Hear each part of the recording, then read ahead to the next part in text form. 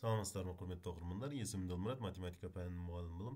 Бізде бүгін керемет бір теңсіздік, керемет бір есеп.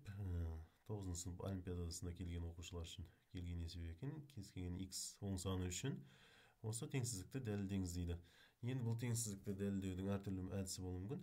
Мен бүгінгі видеомызда тек Каши теңсіздігін дұрыс қолдану мақсатым сол болып тұр. Енді қарайық. Ыңғайлылық үшін 12 еселі түбірасында x-ті мен a деп алдым.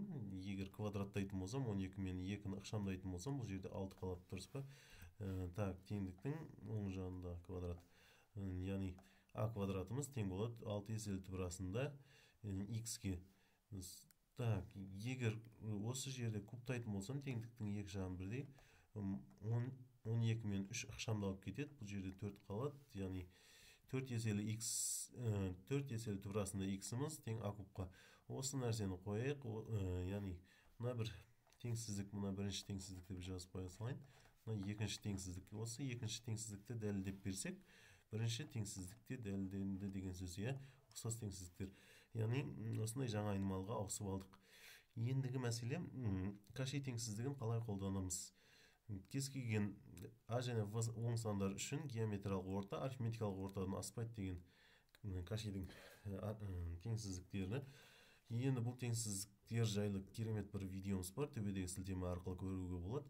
Функцияның ең кіші, ең үлкен мәндерін табу, теңсіздіктерді, теңдеулерді қалай шығаруға болады, осы қарапайым әдіспен сондай бір керемет сабағымыз бар. Енді өзіміздің есепке тоқталайық. Берілген мына екі санның қосындысын, яғни мына формада жазып жатырмын. Екі санның арифметикалық ортасы үлкен немесе тең, оның геометриялық ортасынан, геометриялық орта, яғни екі санның көбейтіндісі. Егер көбейткен кезде дәрежелері қосылады.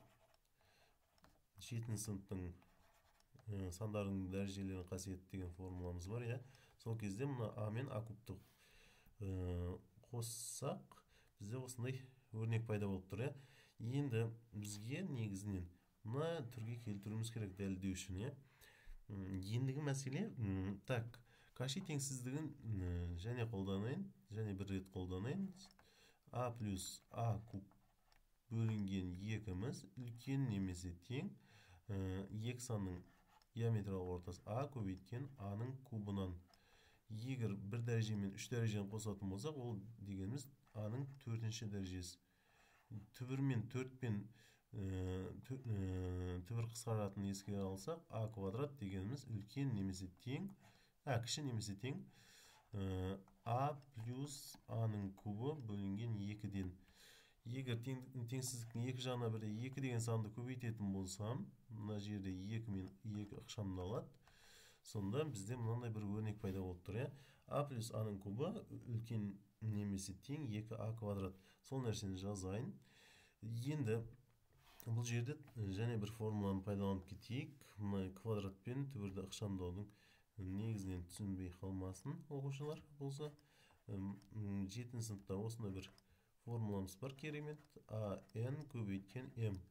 Мына жерде көбейтуді мен мына формулада жазуыма болады. Және квадрат пен түбірді ықшамдап жіберетін болсам, бізде пайда болады 2a-ның квадратынан. Енді қарайық, бізде жаздық. Так, мына өрнегіміз, мына өрнектен үлкен екенін дәлелдеп бердік. Енді сол нәрсені жазайық. Және бұл теңсіздікті 2 деген санға көбейтетін болсақ, теңдіктің екі жағын бірдей, сол кезде бізде пайда болады дәлелдеу қажет болған теңсіздік. Мына теңсіздік пайда болады. Яғни теңсіздікті біз дәлелдедік Каши әдісімен. Тыңдағандарыңызға рахмет. Сұрақтар болса комментарийді күтемін. Сабақ ұнаса лайк басып, қолдау көрсетіп отырайық. Рахмет.